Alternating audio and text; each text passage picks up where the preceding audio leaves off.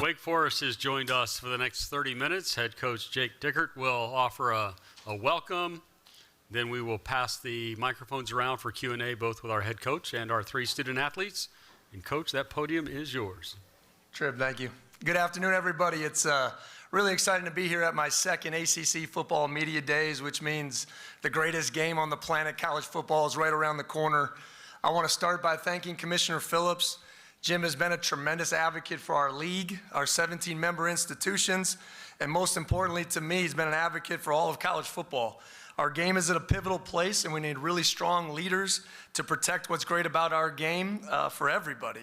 I want to thank the media in attendance today. This is such an amazing platform to share the stories of our players and their journeys and continue to keep our players the main focus of this game. I'm excited to have the opportunity to welcome a new president to Wake Forest University. I look forward to working with Dr. Peter Rodriguez hand in hand to elevate our football program and take our university to new heights. With that, once again, I'm humbled and honored to represent Wake Forest football program, our tremendous student athletes, our amazing coaching staff and support staff, our faculty, our alumni, and everyone that supports the old gold and black. I think after every year I go through the same detailed process and I ask three very distinct questions about our program. The first one, it starts with, where have you been? Starting fast is important in our program. In the last 365 days, we did just that. We had the best first season in Wake Forest football history and tied for the third best season of all time. All this was capped off by a great Duke's Mayo Bowl championship game, beating an SEC opponent and from an amazing home crowd right here in Charlotte. Our team had a cumulative GPA of 3.34, which is the highest our football program has ever seen. But most importantly, we built a culture. In our players' words, it was built on connection. It was built on competition and ultimate consistency. But most importantly, we stuck to our plan. How we did it was always more important than what we did, and we did it with tremendously good people. From there, the question is, where are we now? Our season preparation began in January, and it was with a simple understanding that good is the enemy of great. We didn't set out to chase last year's results. We set our course on capturing the same process. The identity of this 2026 team needs to be forged. And every next level of our lives demands a new version of ourselves, and it's the same with football. Hunger, to me, is the decision to step back into the dark each and every day and earn the right to believe in yourself again. The spotlight found last year's team, and this year's team needs to be humble enough to turn the lights out and get back in the dark, so that's exactly what we did. Our program has 60 returners, over 50 new additions, and one of the best staff retention rates in the country, and we're excited to take the next step in our journey. And most importantly, from a coach's standpoint, you better answer this question, where are we going? For this team, it's quite simple. We have a new team. We believe in the same standard. It's no secret our program is once again built in the dark. Built in the dark to us is a style of play that no one wants to face and a process a few can handle. On our team, we have 105 different players, 105 different personalities, skill sets, and backgrounds. But we share one mentality, and that is built in the dark. Our job is to see standard through the same lens, and our players live and breathe that each and every day. At Wake Forest, we don't believe in building robots. We invest daily into the best version of each individual and teach them that everyone's role in our team is vitally important. In a world full of instant results, our program believes in the power of development. We understand the importance of coaching, mentoring, and leading, and have a group of young men that come every day into our building wanting to grow and get better. The adversities of our 2026 season are coming. We're training to be a tough football team. Toughness to us is who you are at your breaking point. And this game demands that we raise that level each and every day. I'm excited to stand with these three players that we have that represent what Built in the Dark is all about. Devon Patterson is a defensive back from Jacksonville, Florida. Vaughn is one of the fiercest competitors you could ever imagine. His leadership capability has grown in our time together, and I'm excited to watch him have another great season. Langston Hardy, a defensive end, also from Jacksonville, Florida. Langston kind of took the ACC by storm last year as one of the best pass rushers in our league, and he's excited for the opportunity to do that once again. And finally, we're joined by Gio Lopez from Madison, Alabama. Gio is one of the most experienced quarterbacks in the country. I've been impressed with Gio's ability, not just on the field, but his willingness to come into our football team and lead from the front. These three men represent our program, and they represent their teammates. We have a deeper roster with many competitive battles that need to be played out during fall camp. I look forward to continuing to work with our leadership team to build the best version of this team on a weekly basis and attack the challenge of the most competitive league in the country in the ACC. Lastly, to all Demon Deacons, this is the time. Since 2016, we are one of only 6 ACC programs with 70 or more wins. There has never been a better time to invest in Wake Forest football, and I can't wait to see everybody out in a Legacy Financial Stadium September 3rd when we take on Akron. So with that, I'll open it up to any questions. Coach, thank you. We will start on the right-hand side in the first row. Folks, if you would, please identify yourselves and the agency you're with. That'd be great. Coach Dan Tortora, wakeupcalldt.com. You were speaking on Built in the Dark. Having a 9-4 season right out of the gate in your first season at Wake Forest, what were some of those fine details that you look back on and say those are necessary as you move forward and continue to build in the dark?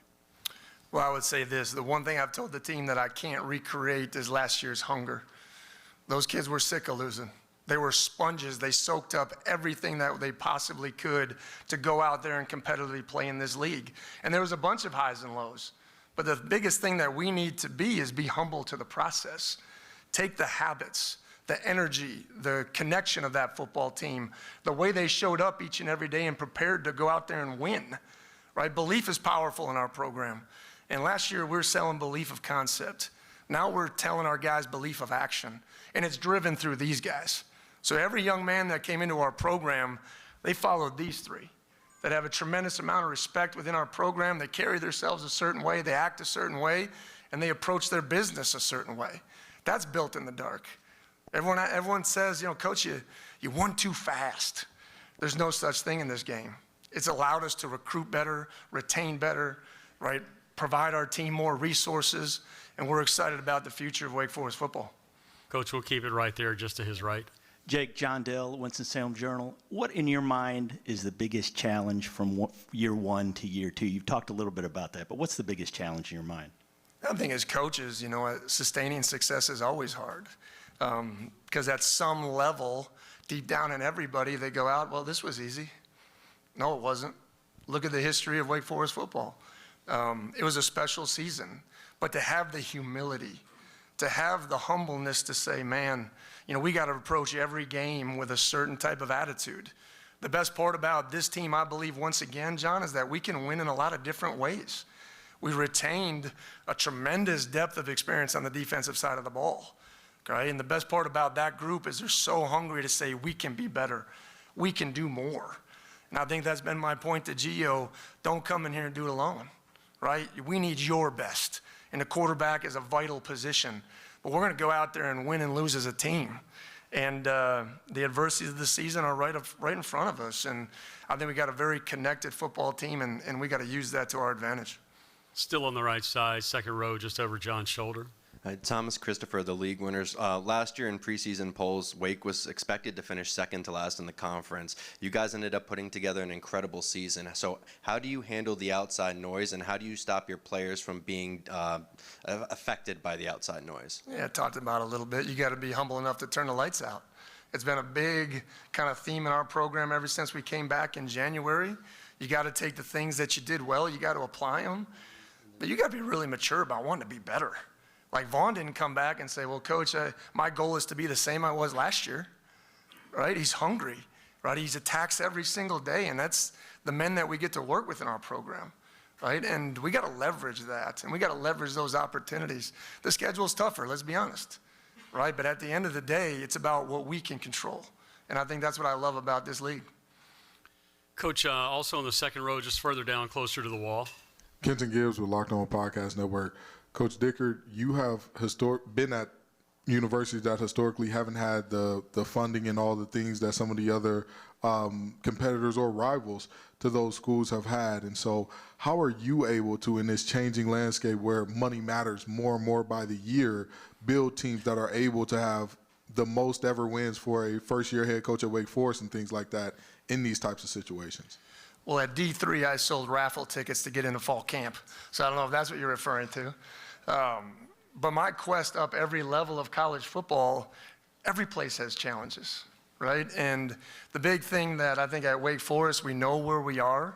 There's this corporation of football going on, but you know, if we think and act like Miami, we're not going to be successful, right? If we believe in action that we're going to be Clemson and their roster building, like, it's just not going to be successful. There's a perfect lane of Wake Forest football. We need to push, we need to advance, we need to realize that football is a tremendous investment, and we're always going to do it a certain way. And I think that's the role that I accept, and once again, there are no excuses. You know, I think that's really important. That's our mindset, that's our mentality. Let's maximize the tremendous investment that has been made in our players and program, and let's go out there and win football games.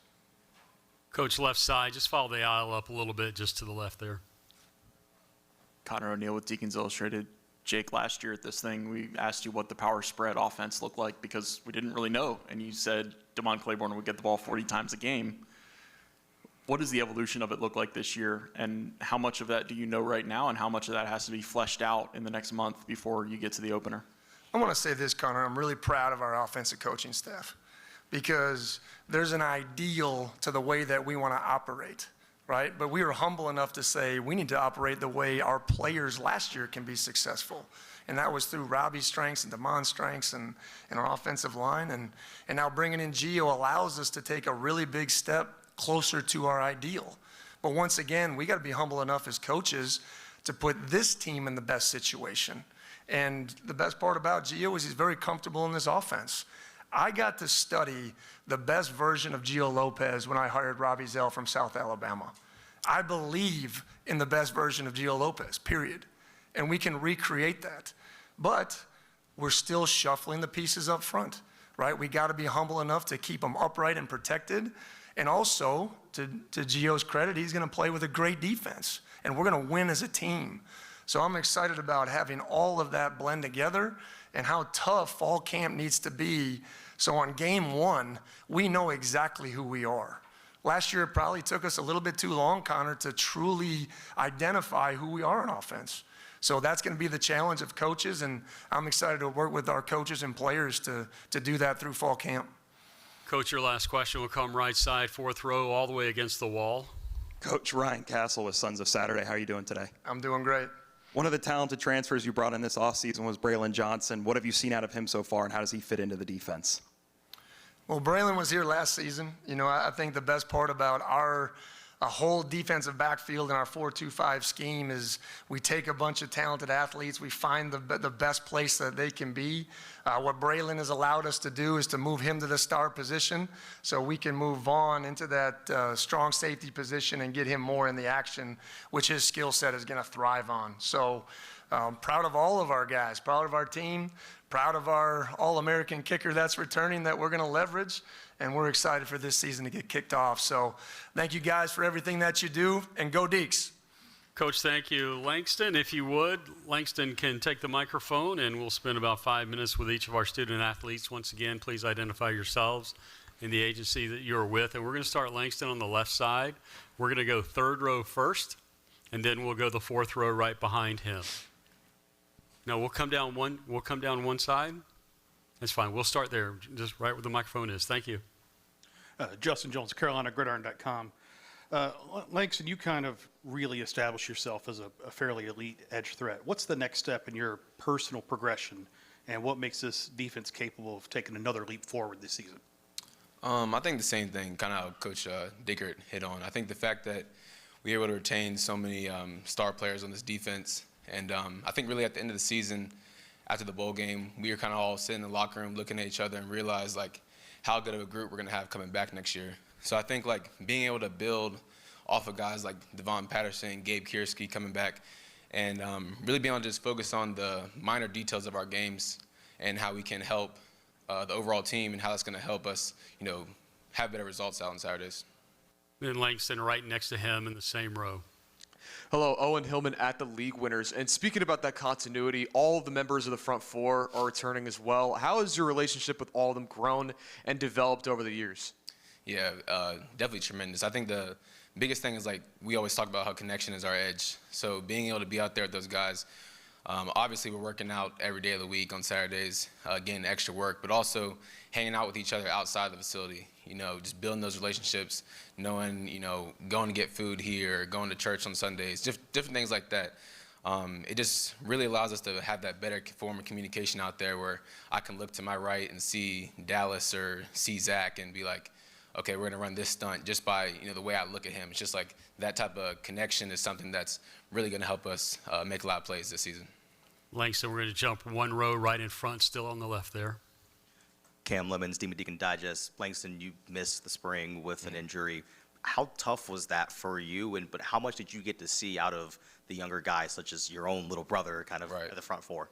Yeah, I think obviously it was tough. I had a lot of conversations with the coach. Just having, like, dealing with injuries, of course, is obviously hard for all players. I would say my situation was a minor injury, but being able to see it kind of from a different lens and taking more of a coach and a leadership type of role for my team throughout the spring, I was really able to sit back and see how these guys work and, you know, see what works best for them, how they like to be led, how they like to be coached. And then obviously it was like really important for guys like my brother, like you mentioned, like to really step up and see, like, you know, anything could happen in a season. Someone can go down. You got to be ready to step up and take the next step. And the fact that he was able to show so much growth throughout this offseason, something as a teammate and as a brother, was great to see. Langston, right side, fourth row, sort of towards the wall. Katrina Sackins, Sports and Culture Media. Langston, how are you? I'm doing good. How are you? Good. Family ties obviously run deep for you guys. How has that impacted your on and off field performances? Yeah, it's definitely huge. I think, you know, having a dad who played at the highest level in this game, some people, it's obviously everyone always asks me about it and says it can be a little bit of a challenge, obviously being compared to and things like that, but I never really saw it as that, and mainly just as an opportunity to learn and grow as a player. Obviously, him being my dad too, he's always looking at the minor details of my game. So if I'm talking to, you know, my coaches during the day and we're talking about things in my hands or things like that, obviously we're focusing those things at the facility, and I can come home and I talk to him and he's telling me about something totally else different about my game that, you know, maybe I wouldn't always notice. So I, you know, definitely don't take the opportunity for granted and try and talk to him as much as I can and just, you know, make sure I'm as ready as I can be for my team on Saturdays. Langston, right side, first row. Langston, Dan Tortora, wakeupcalldt.com. A couple seasons ago at UConn, you had 3.5 sacks. Last season at Wake Forest, you had 7 sacks. You doubled that. What were some of those fine-tuned details that you realized about your game from 2024 to 2025 that allowed you to double your sack total and kind of move forward into something more special this season? Biggest part is definitely teammates. I think I got to be around a lot of different guys with a lot of different personalities, a lot of different passers varieties, different things like that. And being able to, like, you know, just have conversations throughout the days and, like, seeing how this guy likes to work and what this guy likes to work in this situation, it allowed me to be able to play off of him. Then I can tell, you know, for instance, like Gabe, I can tell him my strengths. So this play, if I'm going to go high, then he can counter inside and we can condense the pocket together. So it's really just allowed me to be able to be more free and be more like myself. I would like to say I'm a versatile player. I like to try and always keep, you know, offensive tackles guessing. So the fact that I'm able to do that and all the guys out there with me have the same mottos, same mindset, it really allowed us to all just flourish in this defense. Coach Hazelton does a great job keeping us very multiple. I feel like it's hard for offenses to really know what's coming. We give a lot of different looks, send different blitzes from all different areas. So I think it really just helped me be able to be a versatile player in the defense, and I just made the plays that were there for me to make. Langston, thank you. You and Gio can switch spots, and we'll spend 5 minutes with Mr. Lopez. Again, folks, if you would, please identify yourselves and the agency that you're with. Gio, your first question, right side, second row. Kenton Gibbs with Locked On Podcast Network. Gio, you're coming from a program that had a lot of hype going into the season, despite not having much production going into it, into a program that is not necessarily getting the hype after what's described as one of the quietest 9-win seasons in ACC history pretty much. How is kind of that juxtaposition, and do you like that underdog role, or is it more like we're coming for our respect? I just think it's more of a respect thing. I mean, to worry about, where I came from, that doesn't play a factor how I feel towards Wake Forest. I think for the thought process towards that is we're underdogs, but we're also not worried about the, coach like to say, like rat poison of like the social media, like what's the expectation? We just got to show up every day and be 1-0. If we can do that, then we're going to be perfectly fine. Gio still on the right side, fourth row. Hey, Gio, Tony Siracusa from Last Word on College Football. Talk about the biggest change you've had to make in changing offenses, coming to Wake from UNC, what the biggest adjustment has been for you. Honestly, the adjustment was pretty smooth for me. The offensive coordinator at Wake Forest was at South Alabama with me, so I guess the adjustment was being comfortable, not having to feel so antsy about learning it ever so fast. I had the time to learn it, but I already knew it, so I was able to articulate what I wanted to our new transfers or to the new guys that came in. So being able to be from day one, being able to communicate the offense to the other guys was a big factor instead of me being so worried about learning it for myself. Gio, right side, first row. Gio, Dan Tortora, wakeupcalldt.com. Going from where you were at South Alabama to North Carolina now to Wake Forest, what has been that experience for you through the transfer portal, being re-recruited a bunch of times, just what you've learned and maybe what advice you would give to another student athlete that's going through it? I'm thankful for, the journey I've went on. I have no regrets. I've learned a lot from every school I've been at. If I had to give a younger guy some rules about transfer portal, it's like some game, I would say just go somewhere you feel comfortable and where you feel truly wanted. If you feel like you're just a number somewhere or you're chasing financial gain, then, that's maybe your thing. But for me, playing for Coach Dickers has been a really positive light, and just knowing that he knows me more than just I'm wearing number 3. It's more than just a jersey number. He knows me as a person, knows my family, knows like the way I operate and stuff like that. So I say go somewhere where you feel truly comfortable as a person. Gio, follow the center aisle up towards the left, young lady that's standing. Dejana Wilson with WLOS. As Coach said, almost half of your teammates are newcomers and almost half are returners. How has it been for you to come in and be that leader that this team needs? I think for me, just trying to be a leader was showing up and, being the first guy in, last guy out, but also showing up early and at first being just a leader by example. You can't ask for respect or have a vocal voice if you're not doing the right things. So making sure I'm doing all the right things, and then when me doing that, I can, in February and March, being able to be a little more vocal because they know I'm doing the right thing. What I'm saying is how I live, how I operate. So I think that was kind of the thought process towards all that. Gio, directly in front of you on the right.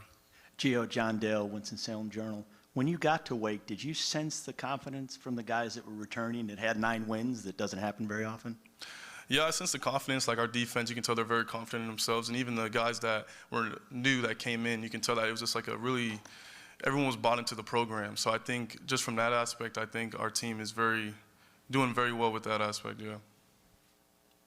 Gio, your last question from the podium. Would you rather run or would you rather throw? I'd rather throw. Thank you. You can switch spots with Devon and we'll finish up our time. Folks, again, if you would please identify yourselves and the media outlet that you're with, that'd be great. We're going to start your first 2 questions on the left-hand side. Let's start there on the 5th row or so. Justin Jones, CarolinaGridiron.com. Devon, you're kind of known for your versatility. So how much pride do you take being that chess piece that Coach Dickert gets to use to solve whatever problem he wants to solve?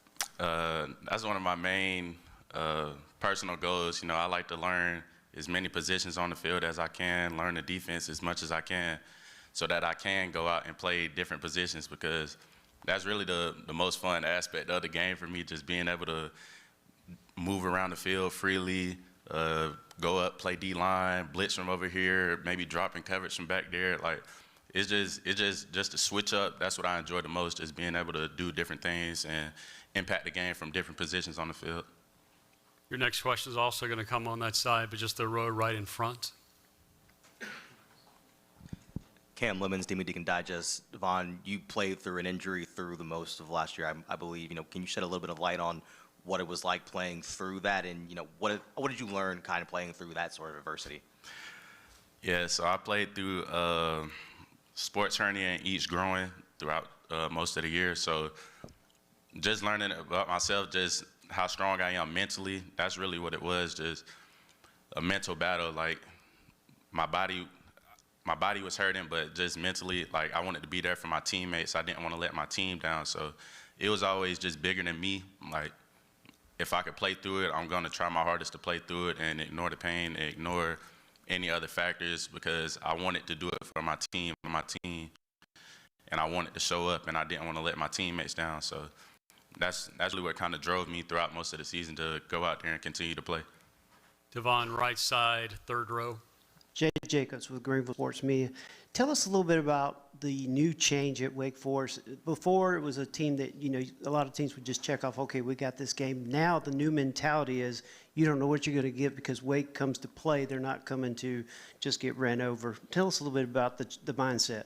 Yeah, I think that just starts our mindset. You know, our team motto, built in the dark, just, we know that a lot of people are going to overlook Wake Forest, but just us coming to work out together every single day in the off season, in the winter, in the spring, and it's just creating a mentality, and that just creating a mentality for the team, and just that we work hard. We're going to work hard. We're going to show up every single day. We're going to show up every single practice, every snap, day by day, and we're going to give it all that we can. And just that competitive drive within each one of our teammates is like, everybody on our team is so competitive. Like, dude, whether we're doing sprints, whether we're racing with the sleds, like, it's just a healthy competitive competition that just keeps us going. And I think that's what's going to help us go far this season. About that same spot, Devon, just one row forward. Kenton Gibbs with Locked On Podcast Network. Devon, a lot of people talk about your physicality and your physical tools that make you like what a Vic Beasley used to be, and playing all these different positions and whatnot. But can you talk about the mental preparation aspect that allows you to do things like line up at defensive end at one play and then play two high safety on the next, and things along those lines, and what goes into it from the mental standpoint? I would have to say, first off, it starts with our coaching staff. Coach Hayes and Coach Banks, they put a lot of time into, you know, making things as easy and as simple as for us to understand as possible, and a lot of time in the film room just going over the play calls, going over situational awareness and things like that, that'll prepare you for those moments in the game to where you feel confident in yourself and you just go out there and just make the plays that you have to make. But it definitely starts in the film room, and I would definitely have to give high praise to our coaching staff. Devon, your last question will come first row, right side. Devon, Dan Tortora, wakeupcalldt.com. You were here at Wake Forest before Coach Dickert came in, so you experienced that transition firsthand. What are some of the things that he showed you right away that felt different in a positive way? I always go back to that first Zoom call with Coach Dickert. Just as genuine, you could feel how genuine he was as a person. Like, he truly meant everything that he said in that Zoom call. And then just getting around him in person, just his energy, it drags you in no matter who you are. You just gravitate towards him with his energy and how genuine he cares about you. Like, you could tell Coach Dickert really wants to see you win, and he really wants the best for each and every person on the team and on the staff. So it was easy for us to follow in line and follow Coach Dickert's vision. Devon, thank you. Wake Forest, thank you. Good luck. We'll see you out on the road. Thank you. Folks, North Carolina is